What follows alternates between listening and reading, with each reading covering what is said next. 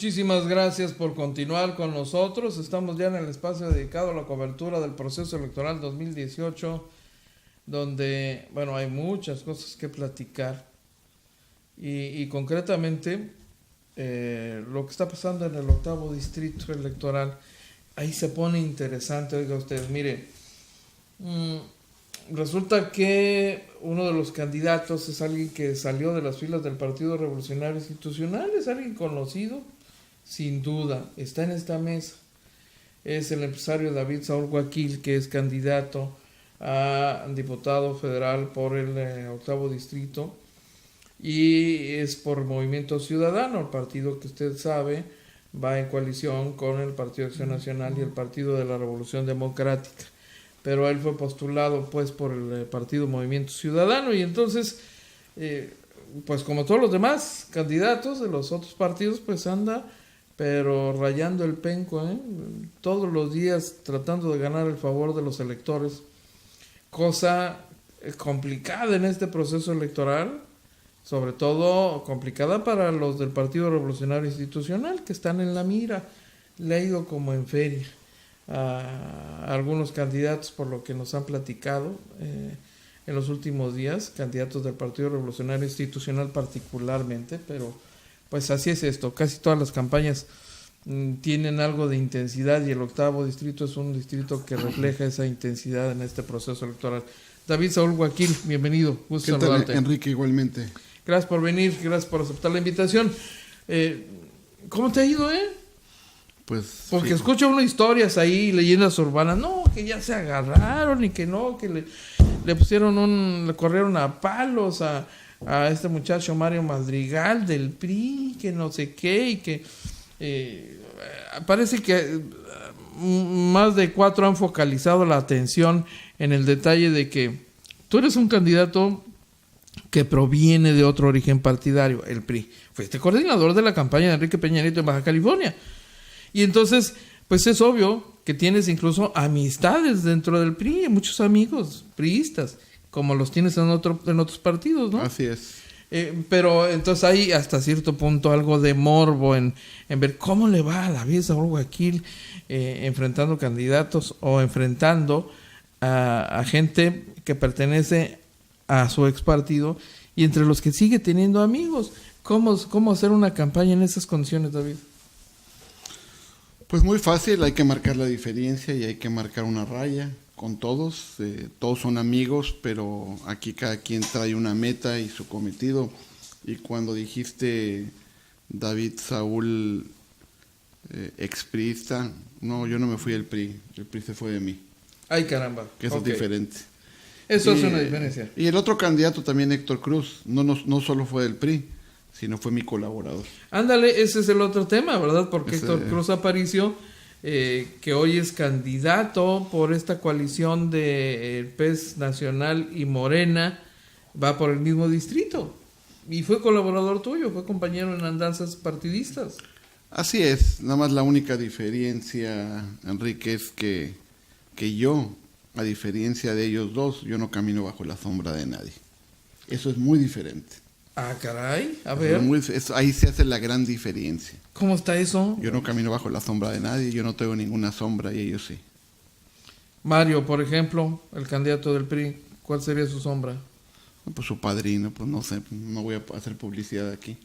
Válgame Dios. ¿Salió del mismo establo? ¿No? Así es, mira, yo no perdería el tiempo en hablar de ellos ni en hablar de todos los partidos.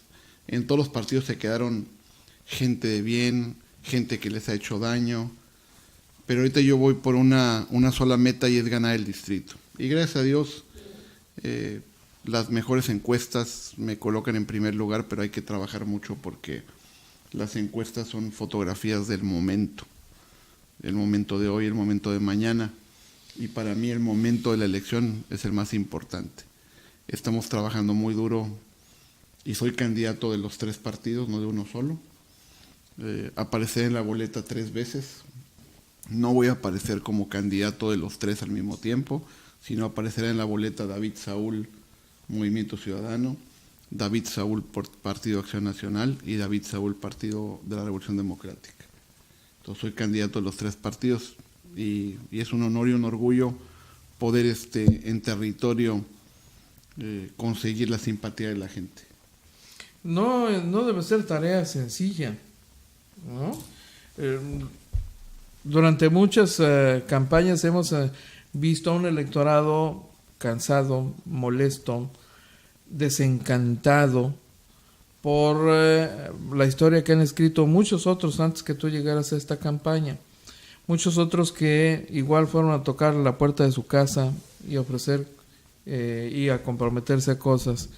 Y resulta que muchos de ellos ni siquiera regresaron al territorio, al distrito. Y entonces hay gente que reclama todavía hoy día eso. Yo no sé si te has topado con gente así en el distrito. ¿Cuál ha sido tu historia, no? Claro, Enrique, mira, es definitivo que hay un hartazgo de la gente porque los políticos no les han cumplido en las demandas que tiene no solo el distrito, sino la ciudad. Yo creo que esta elección va a ser una elección muy atípica. La gente va a votar, lógicamente, por un partido, pero va a votar por la persona y por el candidato. Y yo en mis recorridos a lo que voy es a generar esa confianza en el candidato y yo no voy a prometer nada que no pueda cumplir. Nunca lo he hecho en mi vida, ni como persona ni como candidato, prometer algo, porque cuando tú prometes algo que no puedes cumplir te da pena y por eso no regresa nadie. Porque les quieren bajar el cielo y las estrellas y no les consiguen ni las estrellas más pequeñas del cielo. Entonces por eso no regresan los candidatos. A veces la gente no entiende qué es un diputado y para qué le puede servir un diputado. Y finalmente, como yo le digo a toda la gente, un diputado le sirve, número 1, para que Tijuana se convierta en un Tijuana más en paz. Hay que hacer una revisión total del nuevo sistema de justicia penal, que es lo que más se queja la gente, de la inseguridad que vive en sus colonias. Pero antes, Enrique, la inseguridad se decía, pues allá por el este de la ciudad, allá en el sureste de la ciudad, pues hay mucha inseguridad, hay muchos muertitos. Hoy ya no es en el este ni en el sureste de la ciudad. Hoy es en todo Tijuana, en el centro, en la zona Río, en playas de Tijuana, todas las colonias. Ninguna colonia se puede exceptuar de la inseguridad. Y yo iría más para allá, ninguna colonia ni todo el país. En todo el país tenemos 2 años con una inseguridad tremenda. Pero para poder acabar con la inseguridad, número 1, se necesita voluntad política. Si no hay voluntad de diputados, senadores, funcionarios, no vamos a acabar con la inseguridad. La voluntad es antes que nada. Y ese sistema nuevo, ¿cómo le llaman? Nuevo sistema de justicia penal, porque de nuevo no tiene nada. Uh-huh. Ese sistema está haciendo que los delincuentes pues lo usen para entrar y para salir de la cárcel. Tenemos que reformarlo totalmente. No hay manera de que la próxima legislatura de la Cámara de Diputados no sea su tema primordial. Ese será el tema primordial de la nueva legislatura en septiembre, la seguridad de los mexicanos. Y un tema igual de importante que la seguridad es la educación. La gente en las colonias, los niños se acercan a ti y te dicen, por favor, ayúdeme a entrar a la escuela.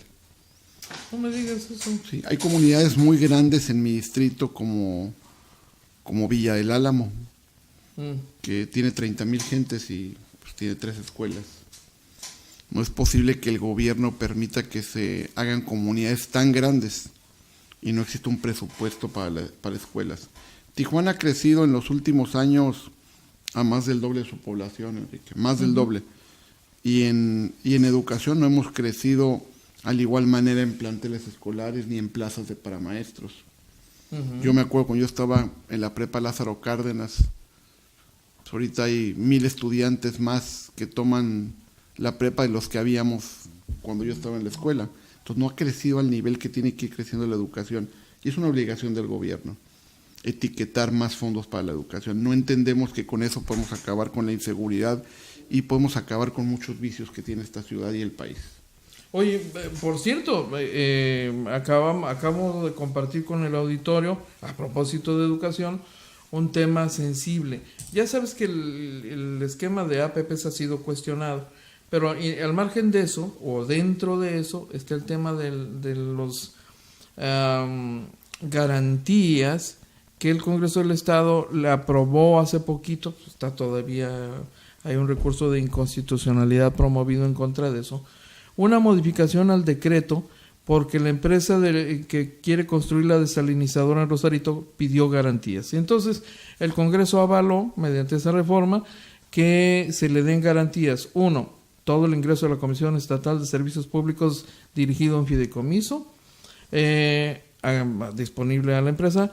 El otro, participaciones federales comprometidas por los próximos 37 años, pero uno en particular, que es el recurso proveniente del impuesto estatal sobre nómina. Tú eres empresario y conoces mucho de ese tema, hasta donde recuerdo, y eso es lo que afirman los detractores de esa reforma al decreto. El ingreso del impuesto estatal sobre nóminas estaba etiquetado para educación y lo compromete por 37 años, independientemente de la falta de inversión en Baja California a ese tema. Uno entiende que el tema de la educación es una responsabilidad compartida con la federación, ¿no? No es un tema solo del gobierno del estado. Si el asunto es tan serio como comentas, por lo menos en tu distrito, ¿qué piensas que estén ocurriendo estas cosas? ¿Qué es lo que hay que hacer? Mira, Enrique, lo que está pasando es que los ingresos entran a una licuadora. Sí. Y no hay ningún órgano de fiscalización que le diga a los gobernantes que están haciendo mal uso del recurso. Ok. Aquí en la ciudad, al pagar cualquier impuesto, pagas un impuesto sobre educación siempre. Cuando pagas placas, impuesto sobre educación. Cuando pagas alguna licencia de construcción, alguna licencia de operación, traes un impuesto para educación. Pero el gobierno no está invirtiendo en educación. Y a nivel federal está pasando lo mismo. Hay muchos impuestos etiquetados para la educación y que se meten a la licuadora y se van en nóminas de la Secretaría de Educación Pública, se van en otros gastos que no son... debe de haber, y tenemos los próximos diputados que etiquetar directamente para la construcción de planteles y para la creación de plazas. No es posible que una ciudad que ha crecido tanto como Tijuana, la gente se quede sin estudiar. Y no nada más a nivel primaria. Yo me he topado muchos casos a nivel primaria, pero hay a nivel preparatoria, a nivel secundaria. No es posible que por tantos años nada más exista una preparatoria federal en esta ciudad, que es la Preparatoria Federal Lázaro Cárdenas. No existe otra. Tú viviste el beneficio de una decisión presidencial que se produjo justamente ahí en la Lázaro. Pero una sola preparatoria federal. No hay una preparatoria federal, la número 2, la número 3, no hay nada. La Prepa Federal Lázaro Cárdenas. Es una vergüenza que existe una sola preparatoria federal. Tendemos, y fue un compromiso que yo estoy haciendo con los estudiantes, con los padres de familia, tenemos que buscar iniciativas que le den mayor presupuesto a la educación. Crearemos más preparatorias, que es uno de los temas que va ligado al tema de seguridad, Enrique. El tema de seguridad a largo plazo se va a resolver con la educación. No podemos permitir que los niños estén en las calles. Y están, no porque no quieran ir a la escuela, porque no hay lugares. Y además condiciones económicas en sus familias, ¿no? Para estar cubriendo el costo educativo de los hijos, que es, con todo y que sean escuelas públicas, finalmente le cuestan a la gente. Sí, ¿no? Lo que me decía un niño, sí hay en una primaria, pero la primaria está como a 5 kilómetros de Villas del Álamo. El pobre niño se tiene que levantar a las 3 de la mañana para ir a la escuela. Es imposible. Villas del Álamo son comunidades que están muy alejadas. Es lo que le decía yo la vez pasada al alcalde, que tenemos que buscar cómo crecer en los terrenos que están aledaños a la línea internacional, al centro de la ciudad, a la zona del río, a las colonias antiguas de la ciudad.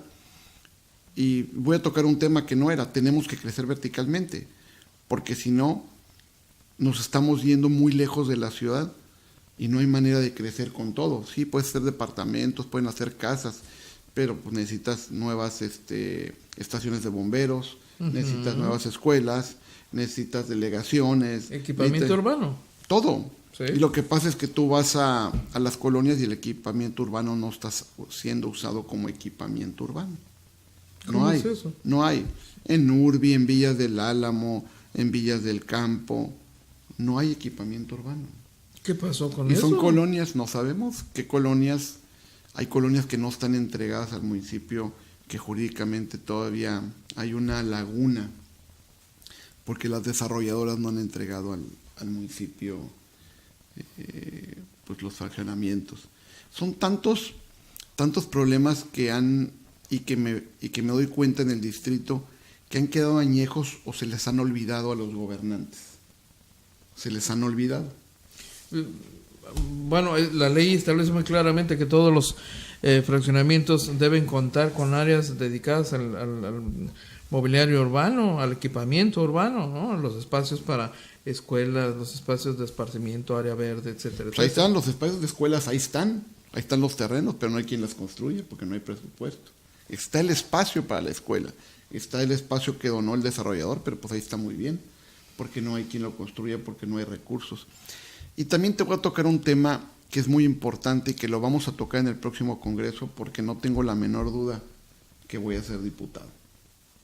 Lo vamos a tocar y es un tema que si todos los ciudadanos ven cuando van a comprar a un Oxxo, cuando van a comprar a Soriana, y en su ticket la dirección de la empresa está en Monterrey, unas están en el Estado de México, sí, claro, unas están en Guadalajara, y ese IVA que se tiene que quedar en esta ciudad, porque el consumo se hizo en esta ciudad. Pues el mayor consumo es en los supermercados, en los Oxxo, en las tiendas departamentales, lo de Coppel se va a Culiacán. Entonces se está quedando fuera la ciudad de un presupuesto tan importante de impuesto al valor agregado. Y yo creo que con esto tenemos que hacer una reforma fiscal para que el IVA que se consuma en esta ciudad, el que consuma en esta ciudad, le tiene que tocar el IVA al Estado. No puede irse a otro estado porque el consumo fue realizado en esta ciudad. Y eso sé cómo hacerlo, Enrique, y lo promoveré como una iniciativa muy importante en el próximo Congreso de la Unión. Oye, eso suena como un tema extraordinariamente importante porque hay un viejo reclamo en la frontera hacia la federación, hacia el gobierno centralizado y centralista, en el sentido de que por elemental justicia distributiva debe regresar un mayor porcentaje de lo que generamos de impuestos. Si generamos ingresos fiscales aquí importantes a nivel nacional incluso, y por cada peso solo nos regresan 20 centavos, no se sigue siendo válida la cifra, 20 centavos de cada peso que se genera aquí, pues el reclamo es, oye, regrésanos más de lo que te estamos generando. Pero eso es en otros impuestos. Sí. Yo te hablo específicamente del impuesto al valor agregado. Okay. Es un impuesto al consumo y ese impuesto al valor agregado se nos tiene que regresar total a los estados. El IVA es para el Estado, el IVA es para los estados. Pero si el IVA se le regresa al Estado de Nuevo León, o se le regresa al Estado de Jalisco, o se le regresa al Estado de México, porque las grandes empresas y los grandes consorcios y cadenas comerciales no son de Tijuana, nada más Calimax y el Florido. Mira qué interesante dato. Las demás cadenas mandan todo su IVA a sus estados y ese IVA se generó aquí, los ciudadanos tijuanenses y bajacalifornianos. Generamos un impuesto que nosotros generamos para nuestra ciudad, no tiene por qué irse. Tenemos que reformar el código fiscal para que ese dinero se quede en el Estado y que lo etiquetemos para educación. ¿Así de plano? Claro. ¿Tienes alguna idea de los montos, de la dimensión, de las figuras, de las cifras de las que estamos hablando? Te diría mentiras, pero estamos hablando de mucho dinero, muchísimo dinero. Pues nada más que la gente haga las cuentas cuánto IVA puede generar en esta ciudad Soriana, Oxxo y Coppel. Te pongo esas tres, aunque hay más, por supuesto. Hay 50 más, pero vamos ejemplificando con esas tres grandes consorcios. Soriana es la empresa de supermercados más grande de este país. Uh-huh. Oxxo es la tienda de autoservicio más grande de este país también. No, por supuesto. Pertenece al mismo grupo empresarial. Lo además. mismo, toda la cerveza que se vende Es de ellos también. es de Monterrey. Por supuesto. Los grandes consorcios cerveceros, ¿dónde están? Pues En sí, Monterrey. igualmente. ¿Dónde está Coca-Cola? FEMSA, claro. En Monterrey. Sí, claro. Entonces, todo ese dinero de IVA que se consume en esta ciudad se está yendo a otro estado. ¿Existe algún planteamiento anterior en este sentido? Ha habido planteamientos porque antes se quedaba en el estado, pero actualmente no. Ha habido planteamientos, pero actualmente ese IVA se va exactamente al estado donde está el Registro Federal de Contribuyentes. Actualmente se está yendo a otros estados. Tú eres empresario desde hace mucho tiempo, David, y evidentemente eres quizá el que mejor conoce de estos temas de orden fiscal, financiero, del desarrollo económico y del impacto que este tipo de cosas tienen en la vida económica de Baja California. ¿Es solamente este tema o hay más temas en los que podrías influir en calidad de diputado federal para hacer modificaciones, iniciativas? Mira, Enrique, hay a veces que uno promete mucho y si yo logro sacar adelante el tema de la reforma al nuevo sistema de justicia penal, el de educación y el fiscal, no te alcanzan 3 años de diputados para resolver esos temas. Si logramos concentrarnos en los temas importantes y urgentes, porque dice un dicho que no siempre lo urgente es importante. Por supuesto. Hay temas urgentes y hay temas importantes. Sí, ¿cómo no? Y a esos temas me voy a concentrar yo, a los temas urgentes. Esos temas, y voy a dar solución a los temas urgentes. Si me pongo a prometer muchísimos temas que trataremos en la Cámara de Diputados, se me van a acabar los 3 años y no vamos a lograr nada. Entonces, seguridad, educación y fiscal. Concretamente el tema del IVA. Concretamente el tema del IVA es un tema que me lo han pedido muchos empresarios, estos temas, y que creo que es un tema que si lo logramos que el IVA se quede en este estado, va a haber un recurso muy importante para el gobierno del estado y le exigiremos al próximo gobierno del estado que este tema lo dediquen a la educación, que es uno de los temas más sentidos de esta ciudad. ¿Tienes idea de qué tanto se genera por IVA en Baja California? No tengo el dato. Pues es el impuesto al consumo, es quizá el mayor impuesto en este país. Pero estamos dejando ir aproximadamente el 40% del IVA porque el IVA que se genera en las grandes cadenas, sí, más que en los establecimientos pequeños. Uh-huh. Entonces estamos dejando ir muchísimo impuesto al consumo a otros estados. ¿Y qué pasaría si se queda en esta ciudad? Y es usado, ese impuesto es usado correctamente para el desarrollo, para infraestructura y para las escuelas. Lo veríamos automáticamente lo veríamos en el desarrollo económico. Reflejado en el desarrollo económico de esta ciudad. Vas a la Cámara de Diputados y ganas la elección y es ahí donde se deciden los temas de orden presupuestal, el reparto del recurso federal a los estados. ¿No ha llegado el momento quizá, David, de replantear el convenio de coordinación con la Federación? Yo creo que este tema sería uno de los temas del convenio de coordinación. Uh-huh. Y también que el gobierno federal nos repartiera un poquito más de lo que se lleva de impuestos, que es básicamente ese convenio.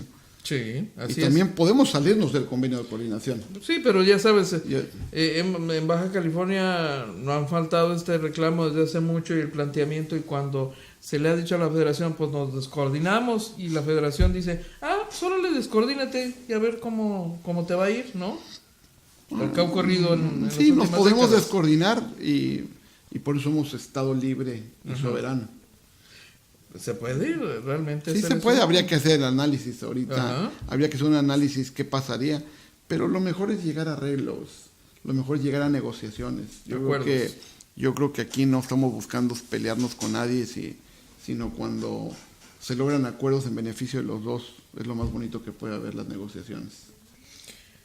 Dice un dicho por ahí que gavilán que agarra y suelta no es gavilán. Yo lo que he visto durante décadas es que el gobierno central dice, esto es mío, ¿no? y gánale al Empire, ¿no? Gáname Mostachón porque ya amarró ese recurso, ya lo tiene ahí hasta por ley.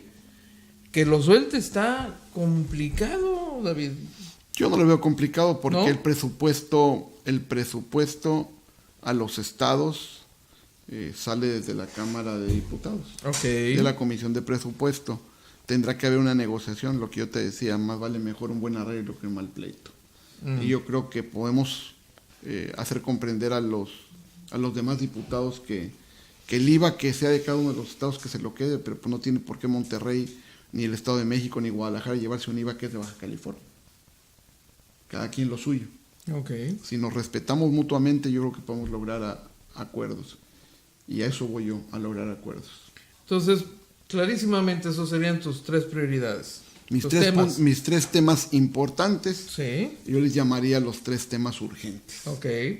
Urgentes para mi estado y para mi distrito, porque finalmente uno es electo por un distrito, pero cuando uno es electo ya diputado, es diputado del país. Oye, David, el problema es que vas a hacer uno de 500. Imagínate la aplanadora.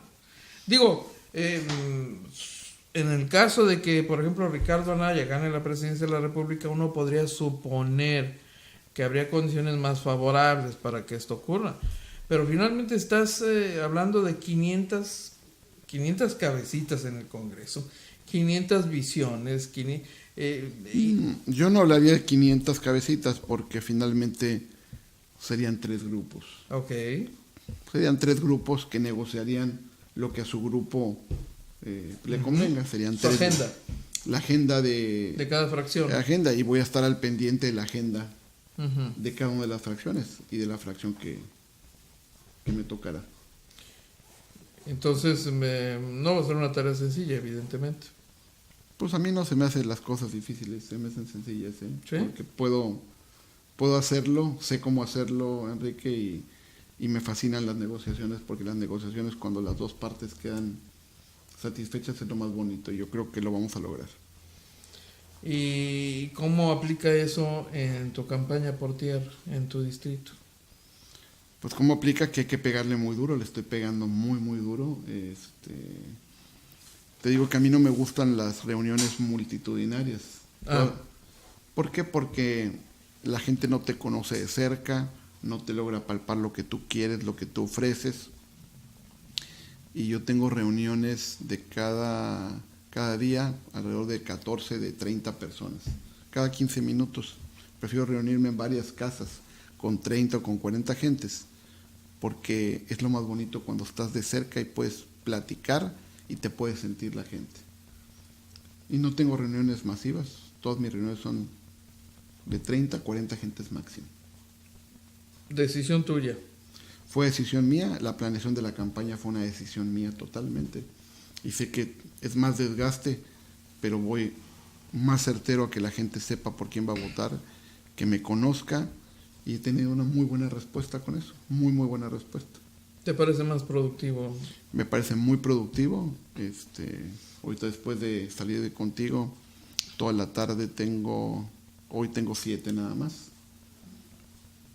7 reuniones. 7 reuniones, cada 15, cada 20 minutos, en diferentes casas. Hay algo que hemos venido escuchando de casi todos los candidatos, no sé si es tu caso, David, que nos insisten que la realidad que se refleja en las redes sociales no es necesariamente la realidad de la calle. Y yo no sé si tú coincidas con eso, pero hay gente que dice, ¿en serio? La gente me recibe, independientemente de lo que sigue en las redes sociales. La verdad es que en el trato directo con la gente, cuando le ves a los ojos, cuando encuentras una forma de comunicarte con ellos, las cosas son, es ese trato lo que define cómo te reciben y qué te ofrecen. Eso es lo más valioso. Yo quiero decirte que las redes sociales las respeto. Finalmente vivimos en un milenio diferente al que me tocó nacer a mí y a ti. Por supuesto. Y hoy la comunicación es más fluida en las redes, pero te voy a dar un ejemplo. En la mañana, en un mensaje que yo mandé en las redes sociales, me contestaban unos 10, AMLO 2018, así te contesta, y AMLO 2018. De repente me voy al perfil y es lo que le llaman los millennials, es un boot. Es un perfil falso. No. Yo creo que hoy me contestaron y con respeto de tu audiencia casi me mientan la madre. No me digas. Pero son perfiles falsos. Son perfiles falsos. Hay muchísimos perfiles falsos y los detectas porque son perfiles creados hace un mes, creados hace 15 días, sin historial, sin fotografías. Y eso es lo que está en las redes. Qué mal que los candidatos tengan que buscar perfiles falsos para atacar. Yo no tengo ningún perfil falso ni ataco a nadie. Muchísimo. Las redes no puedes ahorita medirlas porque hay miles de perfiles falsos. Okay. A nivel nacional, perfiles falsos, pero fácil detectarlos. Te metes al perfil y sabes que cuando no tiene historia y fue creado... Hay perfiles que crearon el día de antier, que me empezaron a mandar palabras antisonantes para que no se vea tan feo. Claro. Y son perfiles creados hace 3 días. Oye, David, hay un ambiente, se percibe un ambiente, no solo localmente, sino nacionalmente, muy crítico, en primer término, hacia los gobiernos del PRI, pero también hacia los gobiernos del PAN. En el caso de Baja California, donde hemos tenido gobiernos del PAN en los últimos años, bueno, pues esto puede tener un significado distinto. Hay otras regiones donde el PAN no gobierna las entidades, solo han conocido gobiernos pero federales, los de Fox y Calderón. Esencialmente el reclamo es el hartazgo hacia los gobiernos del PRI y también el rechazo a Acción Nacional. ¿Tú has encontrado eso en tu distrito? Mira, déjame decirte una cosa. El frente de los 3 partidos vino a oxigenar no solo a los 3 partidos, sino las ideas. Bien. La gente ve muy bien al frente y ve muy bien a Movimiento Ciudadano.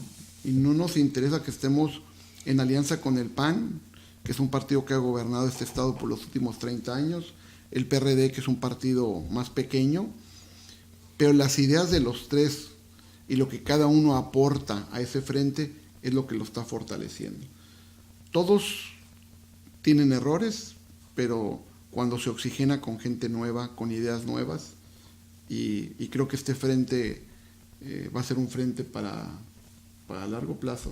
Este frente no es un frente para la elección que vamos a vivir el 1 de julio, sino a este frente le queda mucha vida. Caray. ¿Cuántas colonias hay en este distrito? Arriba de 450. Y creo que llevo como 190 visitadas hasta el día de hoy. 190 de 450. Sí, pero visitaré todas. ¿Sí? Todas. ¿Las alcanzas a ver? Y a muchas le voy a dar una segunda vuelta. Ah, ¿de plano así? Sí, porque ya visité las extensiones más grandes, me faltan muchas extensiones más pequeñas. Ah, ya, claro. Entonces yo creo que a muchas de las que visité al principio regresaré. Hay colonias que actualmente he ido ya como 3 veces y una de ellas es Villa del Álamo. Okay. Porque es una entidad muy grande, es una colonia, pero pues tiene 30,000 habitantes. ¿Cuál es el criterio que usas para seleccionar a dónde vas? ¿A dónde vas? ¿A dónde visitas? Criterio número 1, la densidad poblacional. Bien. Ese es el criterio número 1.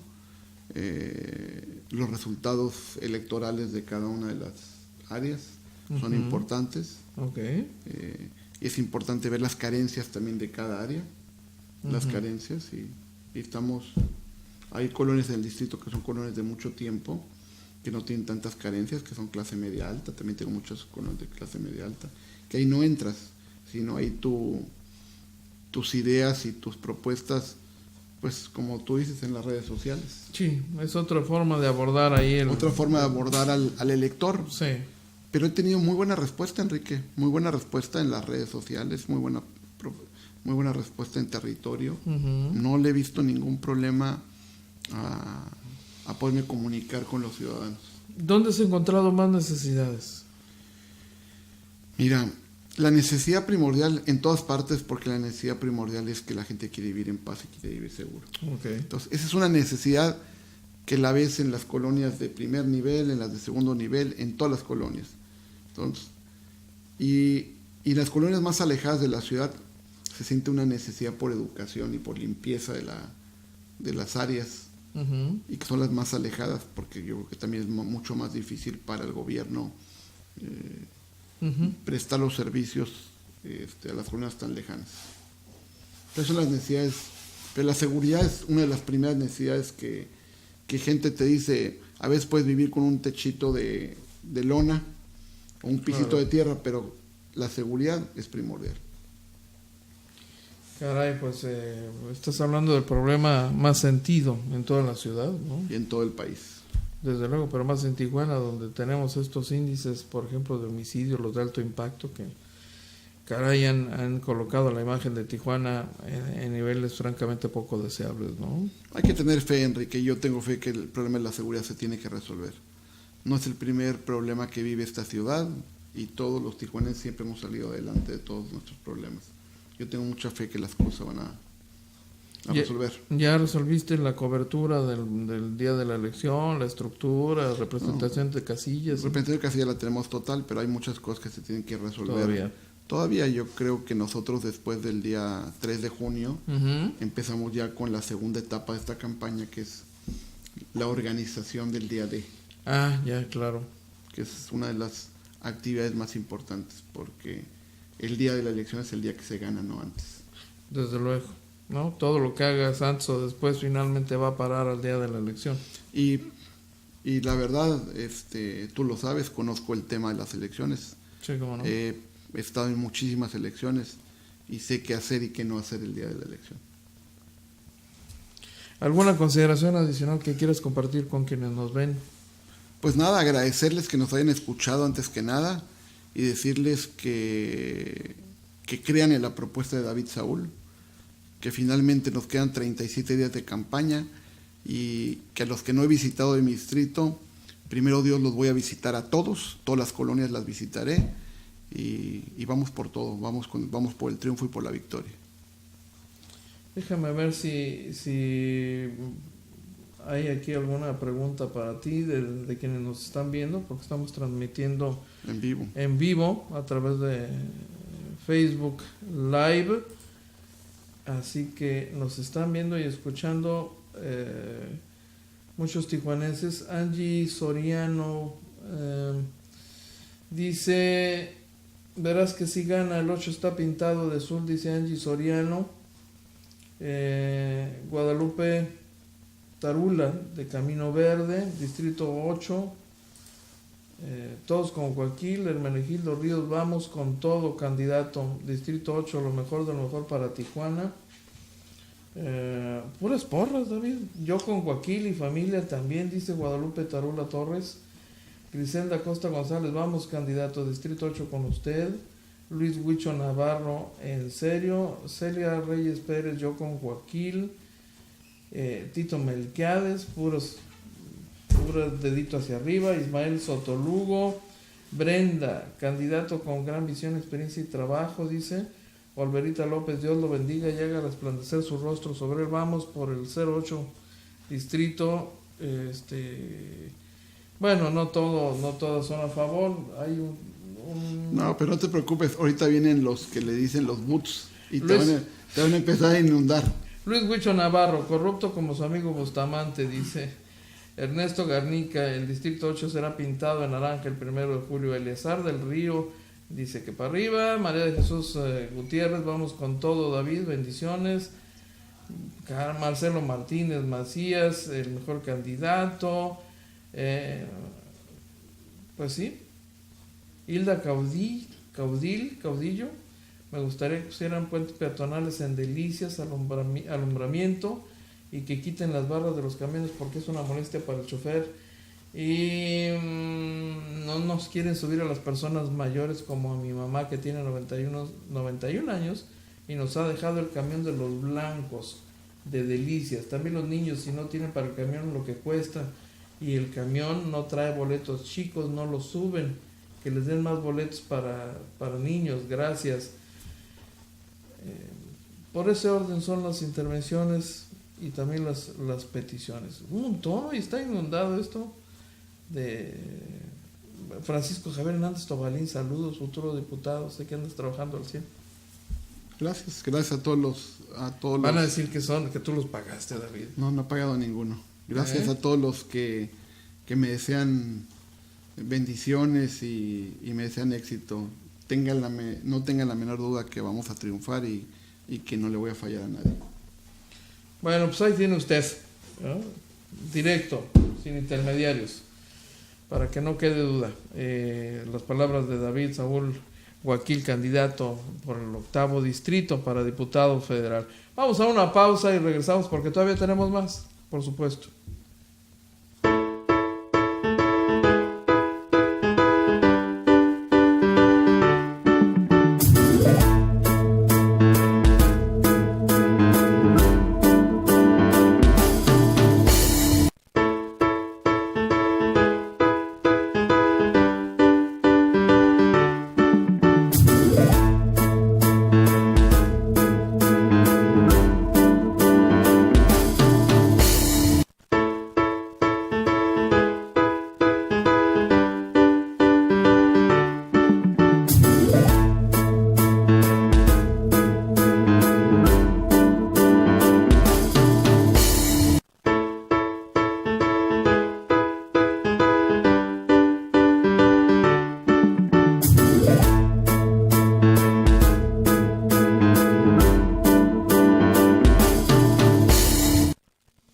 Muchísimas gracias por seguir con nosotros. Bueno, ya escuchó usted al candidato. La decisión finalmente está en sus manos, ¿no? Y si usted tiene ya una decisión tomada, cualquiera que ésta sea, pues qué bien que ya definió cuál va a ser su voto, para quién va a ser. Lo importante es que vaya y vote, que participe, no se excluya de este proceso. Oiga, déjeme compartirle algo que me llamó mucho la atención, y es este compromiso que ha firmado José Antonio Meade, candidato del PRI a la presidencia de la República, justamente hace unas horas, una especie de compromiso para impulsar en su gobierno, para apoyar en su gobierno a estas familias, a estas personas con discapacidad en el país, que alcanzan ya la cifra de 7 millones según el dato oficial, el más reciente que tenemos, y es un compromiso que ha sido el primero en firmar. Entendemos que han sido convocados los demás candidatos presidenciales a firmar, a suscribir este compromiso para apoyar a la población con discapacidad, una decisión que coincide casualmente con un reclamo que se hizo a los candidatos desde aquí el pasado domingo, bueno, pues al aire, ¿no? Porque quienes lo estuvieron promoviendo y pidiendo y demandando no tuvieron acceso, les fue negado el acceso al debate, ¿no? El INE no se los permitió, y luego ya en pleno proceso de el día del debate, aquello se complica enormemente, las autoridades se vuelven muy rígidas, uno entiende que hay requerimientos de control y seguridad indispensables en un evento de esa naturaleza que congrega a los aspirantes a la presidencia, porque es claro, de ahí va a salir el próximo presidente de la República, y uno entiende que el aparato, el Estado, está obligado a garantizar seguridad para todo el proceso, pero particularmente para los candidatos en lo personal, y la seguridad se vuelve entonces un asunto prioritario. Lamentablemente el INE no atendió la petición que anticipadamente le hicieron integrantes de este colectivo llamado Ruta 8, que querían tener la posibilidad de estar presentes en el debate y también de plantearle una sola pregunta. Por un lado, pedían o pretendían escuchar de los candidatos su posición respecto de los compromisos de orden internacional que México había firmado para atender esta problemática, pero por la otra, el compromiso que pedían, o mejor dicho, la pregunta específica de qué pensaban hacer en el gobierno que pretenden encabezar para atender a esta población discapacitada que alcanza ya los 7 millones de habitantes. Lo entregaron a directivos de los diferentes partidos que participan en este proceso electoral y con los que tuvieron contacto. Les hicieron llegar el documento, a cada candidato les enviaron el mismo documento, solo que personalizado, y lo hicieron público, pues porque no hubo la posibilidad de acercarse a ellos físicamente, ni por otra vía. Entonces, el reclamo tenía que ver justamente con esto que se ha firmado hace unas horas, y fue José Antonio Mide el primer candidato en suscribir, en firmar, no solo él, sino Juanita, su esposa, porque tendría alguna suerte de participación siendo la primera dama, siendo la titular del DIF, pues le corresponde directísimamente un compromiso de esta naturaleza. Muchos de los programas de orden social se conducen a través del DIF nacional, y el sistema de atención y seguridad social que tiene asignado el DIF nacional, como lo tienen los estados y en los ayuntamientos, y las esposas de los gobernantes se involucran directamente en esto. Así que será interesante ver qué tienen planeado hacer los otros candidatos presidenciales en este tema, porque pues se trata de un sector de la población que también tiene su corazoncito, que también tiene derecho a ser atendido, a ser considerado y a ser reconocido como tal, como un sector de la población con necesidades a los que el gobierno, el Estado debe atender. Ellos también son mexicanos y tienen derechos, por supuesto, y demandan, y con justicia, pues un trato diferenciado. Como en toda nación, la población se distingue, se reparte, se distribuye, se identifica por necesidades, por características específicas, y el sector de la población con discapacidad pues está claramente identificado y tiene en común esto, ¿no? Son personas con discapacidad por accidente, por enfermedades crónico-degenerativas mayoritariamente, o por un asunto de orden congénito, un problema de nacimiento, un proceso de parto hasta mal llevado o complicado por razones orgánicas del paciente, y ya se amoló la criatura que llega a este mundo, ¿no? Va a tener una vida muy complicada, porque no es fácil la vida de las personas con discapacidad, y particularmente las que de origen nacen con un impedimento físico, por ejemplo, motor, audiovisual, vaya usted a saber, y el Estado no puede abandonar a su suerte a estos mexicanos. Entonces, ¿qué tema ese? ¿Qué tema, sin duda? ¿Cuánto tiempo nos queda, productora?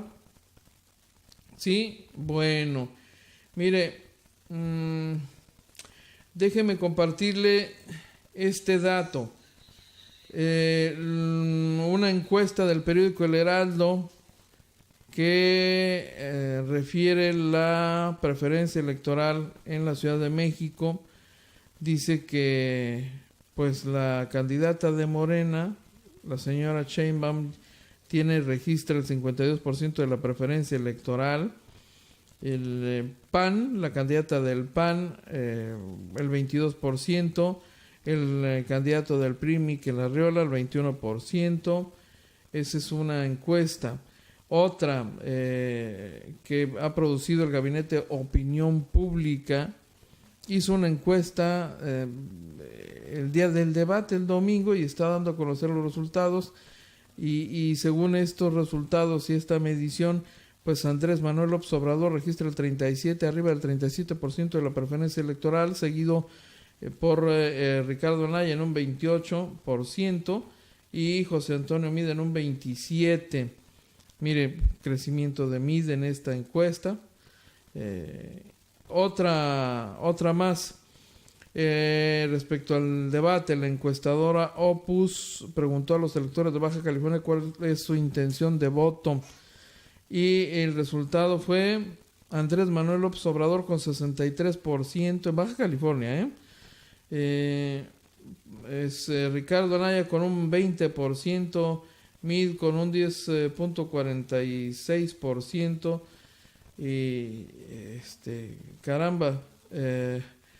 el Grupo Impacto publicó una encuesta postdebate. Dice que definitivamente Andrés Manuel López Obrador aventaja a Ricardo Anaya con 17 puntos en esta medición que ha hecho, pues a propósito del debate, ¿no? Después del debate, el segundo debate, la encuesta postdebate le llaman. Otras más se han dado a conocer en las últimas horas y varias de ellas coinciden. Andrés Manuel encabeza las preferencias hasta el día de hoy. Ya veremos qué pasa en los 37 días que restan. ¿Las cosas pueden cambiar? Sí, posiblemente.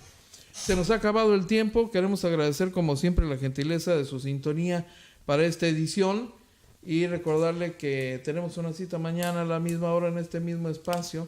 Pásela usted muy bien.